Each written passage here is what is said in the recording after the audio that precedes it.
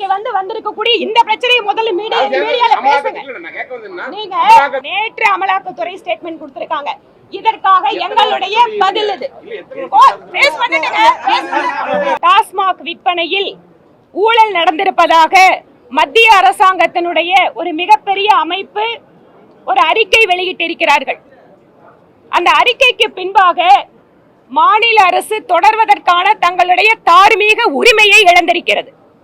இந்த பட்ஜெட் தாக்கல் பண்றது கூட இந்த அரசாங்கத்துக்கு எந்த விதமான அருகதையும் கிடையாது என்றே பாரதிய ஜனதா கட்சி நினைக்கிறது. 1000 கோடி ரூபாய் ஊழல் மட்டுமல்ல, சட்டம் ஒழுங்கு பிரச்சனை, தங்கள் நிர்வாகத்தின் மீது மக்களுக்கு ஏற்படுத்தி இருக்கக்கூடிய அதிருப்தி மற்றும் கோபத்தை திசை திருப்புவதற்காக ரூபாயினுடைய இந்திய அளவில் ஏற்றுக்கொள்ளப்பட்டிருக்கக்கூடிய ஒரு சின்னத்தை மாற்றி ரூபாய் என்று எழுதி பிரச்சனையை திசை திருப்ப மாநில அரசு முயற்சி செய்கிறார்கள். திராவிட முன்னேற்ற கழகம் இந்த நாட்டினுடைய ஒருமைப்பாடு குறித்து பல்வேறு காலங்களில் என்னவெல்லாம் பேசியிருக்கிறார்கள் என்பது சரித்திரம் அறிந்தது.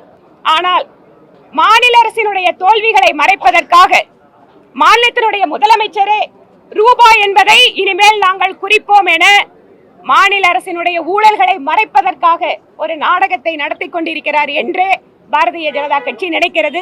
அதனால் அவர்கள் தாக்கல் செய்கின்ற நிதிநிலை அறிக்கையை இன்று புறக்கணிக்கிறோம். அமலாக்கத்துறை என்ன நடவடிக்கை எடுத்தாலும் அவர்கள் கோர்ட்ல நடவடிக்கை எடுத்துட்டு இருக்காங்க. சட்ட ரீதியாக என்ன நடவடிக்கை போயிட்டு இருக்கோ அது போயிட்டு இருக்கு.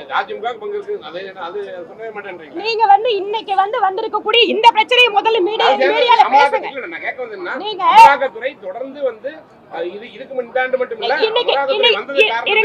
இருங்க வெயிட் இன்னைக்கு யாரோட பட்ஜெட்? திமுக அரசினுடைய பட்ஜெட். இன்னைக்கு நேற்று அமலாக்கத்துறை ஸ்டேட்மெண்ட் கொடுத்திருக்காங்க. இதற்காக எங்களுடைய பதில் இது.